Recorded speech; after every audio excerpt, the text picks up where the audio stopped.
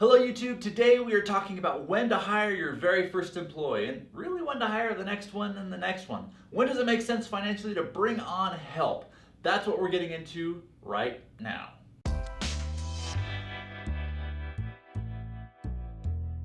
You know you need help in your business, but you don't know if you can afford somebody. So what do? Well, this big base right here represents your company, and inside these are tasks that you have, like accounting and marketing and customer service. The problem is it gets really crazy and you start dropping balls everywhere.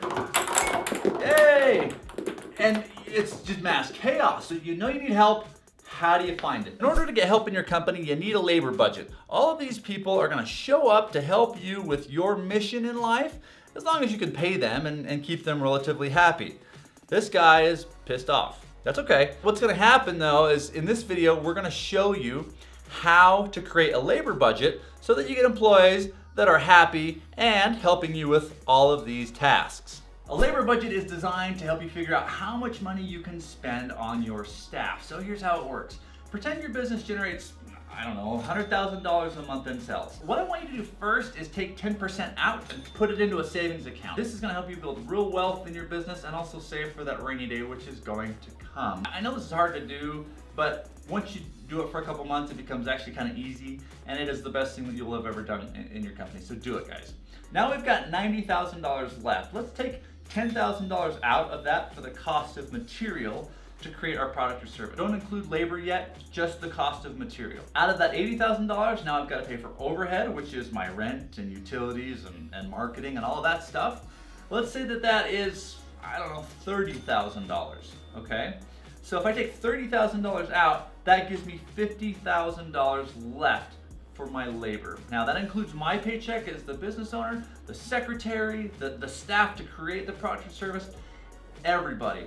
Now look at your current spend. If you have staff, are you spending more than your budget or less? This is a great tool to figure out if your staff's underperforming or overperforming, because if you're paying them $70,000 and your budget's $50,000, guess what? Your staff is underperforming for the amount of revenue that they're generating.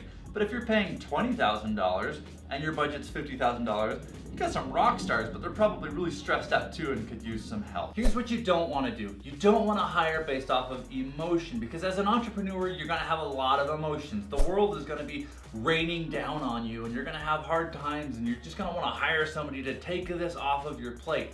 Run through that calculation first though. Make sure that there's enough budget there, not only for them, but for you. So set your salary to a manageable amount, cover your family costs, and then get somebody in to help you. If you get your salary bigger and bigger and bigger because you're trying to make lots of money, you're gonna actually hurt yourself in the long run because you're not gonna be able to afford any staff. Yeah, you'll make a big check, but you're not gonna be able to do all of the work and you're gonna start dropping balls. So start there, cover your family finances, bring someone in to help you, but don't ever hire on emotion or you will make the wrong choice.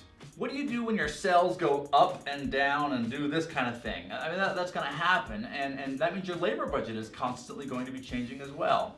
Well, my challenge to you is this. Every time you run payroll, compare your labor budget to what you're actually spending, and this will tell you if your staff's overperforming or underperforming. So as a quick example, our budget was $50,000 for labor. What if you're spending $70,000 on labor? Right? If you're doing that, your staff is really underperforming for the amount of revenue that they're generating. But what if you're spending $12,000 on labor and your budget's $50,000? You've either got some really big rock stars just cranking out work for you, or you've got people that are just stressed and they're like just can't keep up with the work that you've got and you need to hire some help. So always be looking at this calculation, compare it to what you're spending, and make some decisions as to what you need to be doing with your staff. Hey guys, if you liked what you saw today, I would love to hear your comments or suggestions on what you're doing as an entrepreneur to know when to hire staff and really when to let them go. So leave your comments down in the section below. I will be reading each and every one of them and answering as many as I possibly can. Also, if you liked what you saw today, go ahead and click subscribe so that you get access to all of our future videos and we can help you master your company's finances.